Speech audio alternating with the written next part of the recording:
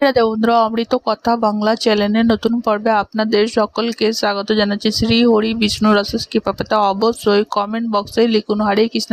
এই পর্বের বিষয় হলো ঝুলন যাত্রার সময় রাধা কৃষ্ণের পুজো কিভাবে করবেন, সহজ সরল পুজো পদ্ধতি এবং এর পাশাপাশি আমরা জানবো রাধা কৃষ্ণের কৃপা পেতে ঝুলন যাত্রার সময় কি কি কাজ করবেন সেটাও জানবো এই ভিডিওর মাধ্যমে। ভিডিওতে যাবার আগে অমৃত কথা বাংলা চ্যানেলটিকে অতি অবশ্যই সাবস্ক্রাইব করুন, লাইক করুন, কমেন্ট করুন, শেয়ার করুন, আর নোটিফিকেশন ঘন্টাটি বাজিয়ে দেবেন। শ্রাবণ মাসের শুক্ল একাদশী তিথি থেকে শ্রাবণ পূর্ণিমা পর্যন্ত চলে ঝুলন উৎসব। এই সময় রাধা কৃষ্ণের যুগল মূর্তিকে দোলনায় ঝুলিয়ে এই উৎসবটি পালন করা হয়। ঝুলন যাত্রা ভগবান শ্রী অনুরাগের জন্য সবথেকে গুরুত্বপূর্ণ উৎসবগুলির মধ্যে একটি। এই উৎসবটি শ্রাবণ মাসে পালন করা হয়, জুলাই থেকে আগস্টের সময়কালে পরে এই উৎসবটি, যা বৈষ্ণবদের কাছে সবথেকে বড় উৎসব। সবচেয়ে জনপ্রিয় ধর্মীয় অনুসারে ঝুলন হলো ভারতে বর্ষাকালে রাধা কৃষ্ণের প্রেমের লীলার সঙ্গে মিলিত আনন্দ উদযাপন করার একটি আনন্দর উৎসব। রাষ্ট্রমতে ভগবান শ্রীকৃষ্ণ তার ভক্ত অভক্ত নির্বিশেষে সকলকে অনুগ্রহ করবার জন্য গোলক থেকে ভূলোকে এসে লীলা করেন। ঝুলন শব্দের অর্থ হলো তোলা। এই সময় ভক্তরা রাধা কৃষ্ণের যুগল মূর্তিকে সুন্দর করে ফুল দিয়ে সাজিয়ে ময়ূর পালক দিয়ে সাজিয়ে তোলেন এবং তাদেরকে দোলনায় বসিয়ে দোলনা টেনে এই উৎসবটি পালন করেন, পুজো করে থাকেন। শাস্ত্র মতে শ্রীকৃষ্ণের মোট 12টি যাত্রার কথা উল্লেখ রয়েছে। এই 12টি যাত্রার মধ্যে প্রধান যাত্রাগুলি হলো রথযাত্রা, রাসযাত্রা, দোল যাত্রা, স্নান যাত্রা এবং ঝুলন যাত্রা। মনে করা হয় যে বৃন্দাবনে রাধা কৃষ্ণের প্রেম লীলাকে কেন্দ্র করে দ্বাপর যুগে এই ঝুলন যাত্রা উৎসব সূচনা করা হয়েছিল। তারপর যুগ যুগ ধরে এই উৎসব চলে আসছে। ভগবান শ্রীকৃষ্ণের কৃপা করে যুগের আবির্ভাব হয়েছিল। ভূলোকে তিনি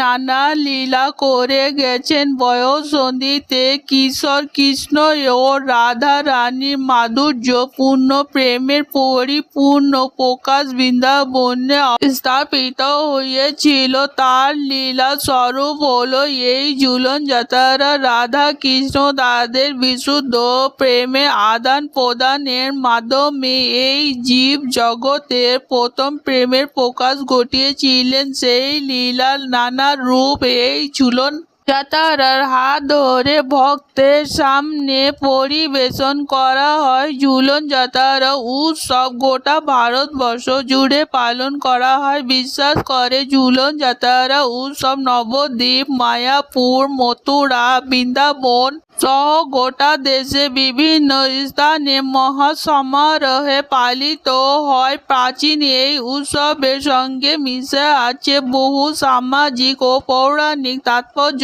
শুধু মন্দির বা বণিকদের বাড়িতে নয়, বহু হিন্দু বাড়িতেও আয়োজন করা হয় এই ঝুলন উৎসব। ঝুলন উৎসব চলাকালীন দোলনার ওপরে দেব দেবীকে বসিয়ে নানা রকমের মাটি, পুতুল ও গাছপালা, ফুল দিয়ে সুন্দর করে সাজানো হয়।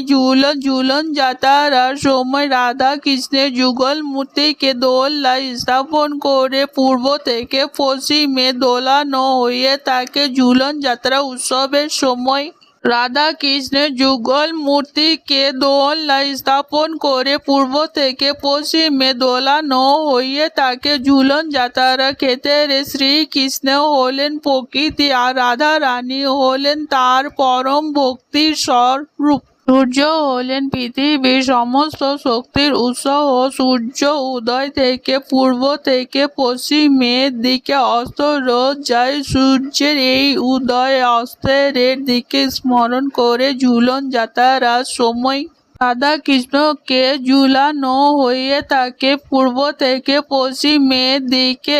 এক কথায় বলতে গেলে রাধা কৃষ্ণের প্রেম লীলার 5 দিন ব্যাপী এই অনুষ্ঠান যাত্রা নামে পরিচিত। ঝুলন যাত্রার এই 5 দিন অত্যন্ত পবিত্র বলে মনে করা হয়। সকল কৃষ্ণ ভক্তদের জন্য এই সময় বিশেষ মাহাত্ম্য রয়েছে। এই 5 দিনে যে কোনো কাজ করা শুভ বলে বিশ্বাস করা হয়। এছাড়া জ্যোতিষশাস্ত্র মতে এই 5 দিনের মধ্যে কিছু টোটকা রয়েছে যা করতে পারলে খুবই উপকার পাওয়া যায়। এই 5 দিনের মধ্যে সম্ভব হলে 5 দিনই, আর যদি সম্ভব না হয় যে কোনো একদিন পূর্ণিমার দিন রাধা কৃষ্ণের যুগল মূর্তিকে দোলায় দোলাতে পারলে তাহলে খুবই শুভ ফল পাওয়া যায়। এই 5 দিনের মধ্যে রাধা কৃষ্ণকে পুজো করুন। রাধা কৃষ্ণকে দোলায় বসান, তাদের সুন্দর করে সাজিয়ে তুলুন। সুগন্ধি ফুলের মালা, ময়ূরের পালক দিয়ে সুন্দর করে সাজিয়ে তাদের দোলায় বসিয়ে দোলা টানুন। এতে সমস্ত প্রকারের দুঃখ কষ্ট দূর হবে। ঝুলন যাত্রার সময় রাধা কৃষ্ণের যুগল মূর্তিকে হলুদ রঙের ফুল, ফল, হলুদ রঙের মিষ্টি এবং হলুদ বস্ত্র নিবেদন করুন। নিজেরাও হলুদ বস্ত্র পরিধান করুন। ঝুলন যাত্রার সময় এই 5 দিনের মধ্যে যে কোনো একদিন গীতা পাঠ করুন বা 5 দিনই গীতা পাঠ করুন বা মহামন্ত্র জপ করুন। এই 5 দিনই চেষ্টা করুন একটু সকালবেলায় ঘুম থেকে উঠে যে কোনো পবিত্র নদীতে গিয়ে স্নান করে নিত্য পুজো সম্পূর্ণ করার। আমরা সাধারণত পুজো শেষে যখন শাঁখ বাজাই তখন 3 বার বাজাই, কিন্তু ঝুলন যাত্রার এই 5 দিন 5 বার করে শাঁখ বাজাতে হবে। তবে অবশ্যই এই প্রক্রিয়া শুধুমাত্র ঝুলন যাত্রার সময় করতে হবে। ঝুলন যাত্রার দিনগুলিতে বাড়িতে ঘিয়ের প্রদীপ অবশ্যই জ্বালাবেন। একটি পুজোর ঘরে সন্ধ্যার সময় জ্বালাবেন, আরেকটি তুলসী তলায় সন্ধ্যার সময় জ্বালাবেন। ঝুলন যাত্রা চলাকালীন যদি কোনো ভিখারি বাড়িতে আসে তাহলে কোনোভাবেই তাকে ফেরাবেন না।